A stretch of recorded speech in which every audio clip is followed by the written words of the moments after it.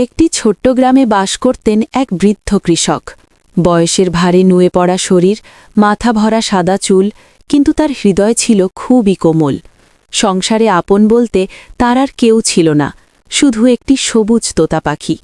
সেই তোতা ছিল তার সঙ্গী, তার আনন্দ, তার একমাত্র আপনজন।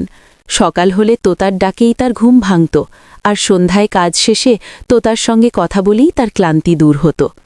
হঠাৎ একদিন ঘটে গেল ভয়ঙ্কর ঘটনা।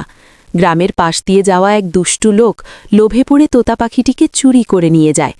সন্ধ্যায় ঘরে ফিরে কৃষক যখন তোতাকে দেখতে পেল না, তখন তার বুকটা যেন ফেটে গেল।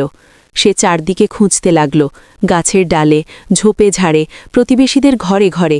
কোথাও তোতার কোনো খোঁজ নেই। দিন গড়িয়ে রাত হল। বৃদ্ধ কৃষক মাটিতে বসে অঝরে কাঁদতে লাগল।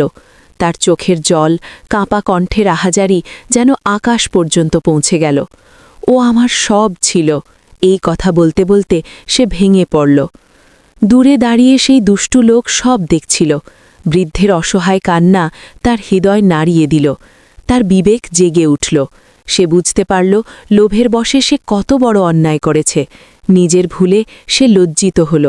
পরদিন সে তোতা পাখিটিকে নিয়ে বৃদ্ধ কৃষকের সামনে এসে দাঁড়াল, মাথা নিচু করে কাঁপা গলায় ক্ষমা চাইল।